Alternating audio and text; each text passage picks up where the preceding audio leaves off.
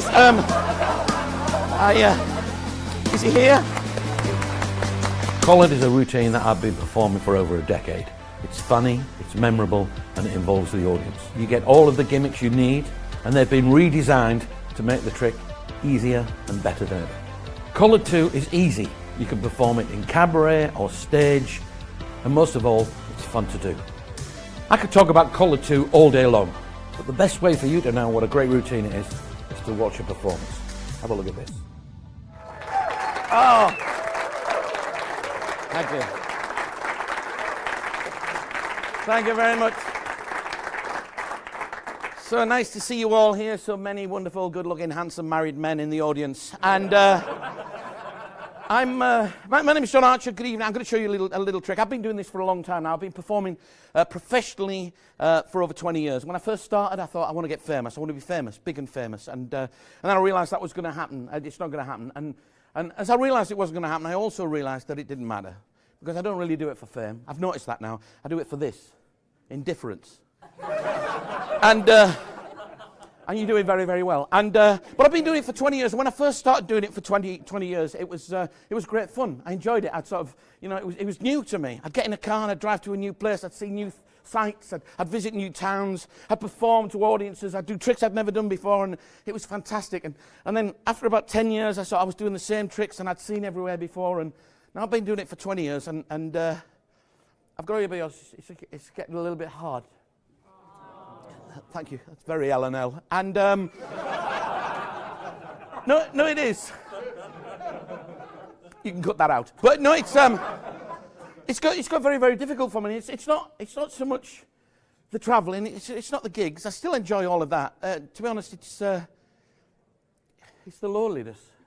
You've done it once. Don't do it again. And no, it's the loneliness. It's just travelling on my own. I mean, it sounds like a great job, but the truth is that, we're only on stage for a little bit, and the rest of the time, we're in a car, and I'm driving sometimes for 4-5 hours to get to a gig, 4 or 5 hours home, and I thought, I've got to do something about this. I've got to talk about it. So I went, a couple of days ago, I went into my wife's bedroom, which is coincidentally right next to mine, and it's handy, and I went in and I said, look, we need to talk. She said, it's not Thursday. I said, I know, but we need to have a little chat. We need to discuss something. I've got a problem. She said, what's your problem? I said, I've got a problem with work. She said, what? I said, I'm starting to get a little bit lonely. She said, what do you mean lonely? She said, well, I'm in my car all on my own. She said, well, why don't you get yourself a little travelling companion? I thought, that's a good idea. I've got a girl in mind. She said, no. That's not what I mean. She said, get somebody to keep you company when you're travelling, like a little pet. I said, what do you mean? She said, get yourself a goldfish. Get yourself a little goldfish, put it in a bowl on the dashboard, and you can chat to it. I said, well, that's a good idea, but every time I go around a corner, there'll be water everywhere. She said, you're right, that's not one of my best ideas. Now, I didn't like to tell her that it actually was one of her best ideas. So, I said, that won't work. She said, you're right, get yourself a little dog, a little chihuahua, a little puppy, keep it in the glove compartment. And I said, that won't work, it'll die. I'll have to leave it, the heat, I have to leave windows open, it's insecure.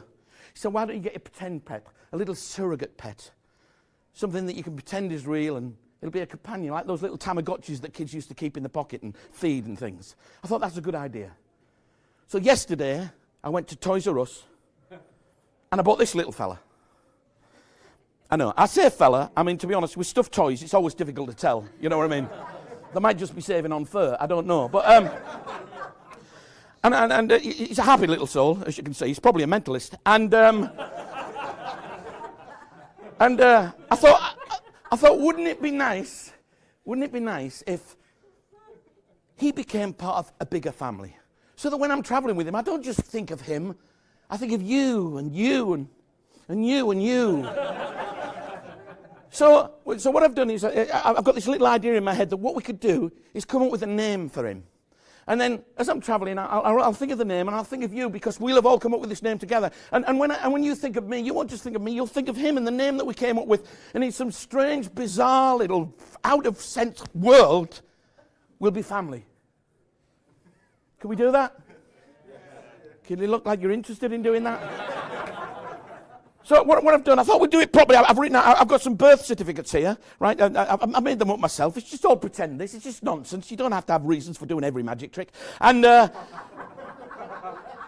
it's from the Virtual Pet Society, you see. And I thought what we'll do is we'll come up with a little name for the dog here, and then we'll get somebody up to name the dog, and we'll have like a proper little ceremony, so it feels right. Now remember it. But do you mind just sort of patronising me with that for a little bit? Is that all right?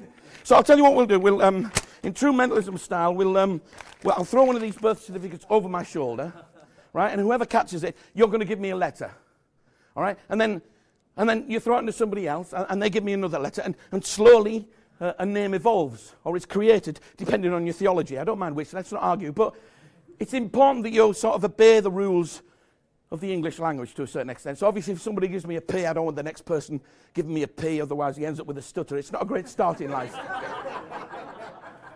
So and also, now and again we might need a few vowels to make it work, but you can choose any word I like. So we'll start somebody over here. Somebody catch. Somebody, excellent. What's your name, sir? Matt, excellent. Matt, you're going to give me the first letter of this little fella's name. First letter. Now, what do you want the first letter to be? It can be anything at all. D. D. Excellent. That's good, because that's Trump out of the way. We're not going to end up with that dog. Okay. D. Excellent. D. Would you throw it to somebody else behind you or over there? It's entirely up to you. Dear me, slightly aggressive. Wonderful. Caught in the cleavage, madam. Well done. That's a skill that's not used enough, to be honest. I do it myself at parties. But what's your name? Lorna. Wonderful. Lorna, can you give me the second letter? We've got a D. We need a second letter for the little fella's name. What's the second letter going to be? A. A. Okay, that's good. It's a little bit ordinary at the moment. D-A. Okay, D-A. Wonderful. Would you throw it to somebody else? Anybody all that way or this way? Oh, we're sort of going across the room. Wonderful. In the gap. Nobody wants it. Wonderful. What's your name? Mark. Mark. Excellent. Mark, what's the third letter of this fella's name? It's going to end up being Danny, isn't it? All right. All right. We've got to try and be creative. I don't want an ordinary name. I want an interesting name, like, Fifi Trixie Bell or something like that. No, but don't worry, it wasn't your fault, Mark. Throw it to somebody else. That way or that way? Excellent. Wonderful. What's your name? Harry. Harry. Oh, parents should have used this method for you, to be honest. You'd have had a slightly more exciting name, wouldn't you, Harry? So, Harry, we've got D-A-N. What do you want the fourth letter to be? Be creative. What do you want the fourth letter of the name to be? Dana. D-A-N. Yeah, right. Thanks, Harry. Very helpful. You wanted to throw somebody else that looks slightly more sensible than you, if you can find somebody? Excellent. Wonderful. That would have been a great catch there, wouldn't it, if you just held on to it. Oh, you're doing that little thing now. You don't know who it is. What's your name? Balash. Balash. Oh, your parents did use this system. That's good.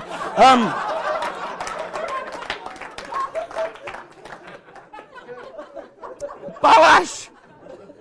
You sounded like an accident in a little Middle Eastern airport. Balash,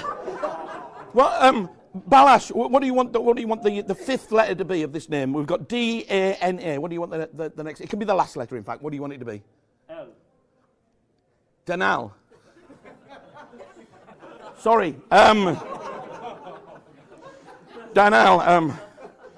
That's wonderful. Okay, and so that's good. We've decided on the name of Danal. I think you'll agree that that's quite unique and random.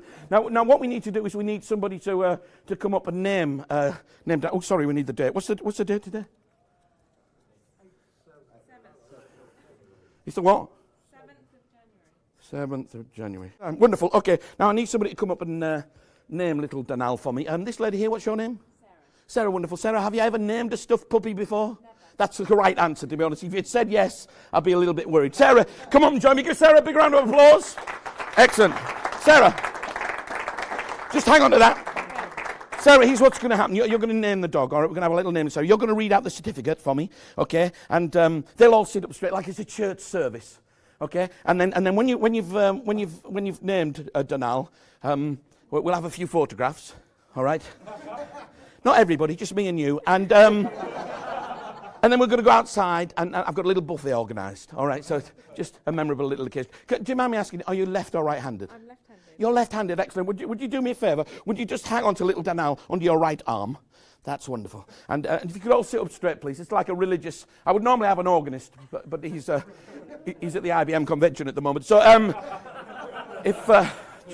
okay, Sarah, just nice and loud. Okay. I state Danelle. No. Name. Yeah, yes, it's your name. I state name. I state. Are you married? Yes. Are you? Wow. Is he here? He's not in this room. No, of course not. Don't blame him. So it's right.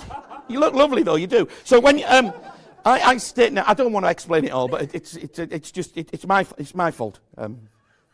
Okay, so we'll try it again. No, we've got to get on, Sarah. Honestly, because we've got proper magicians doing tricks in a minute. So just in your own time. I state. No, Sarah. Sarah. State name. State name. Lovely hair. Just. Maybe I'm too close. I'm putting you off. I'll just. You're a bit flustered. I can understand it. Just. Away you go, Sarah. Sarah. Yes! Oh, there's some big words coming up. This could be difficult. State of sound mind and body hereby Yes. declare that on this date, the 7th of January. Yes, that's it today. Yes, I wrote that. 2017. Yes. This cute stuffed puppy is officially and legally named Danelle.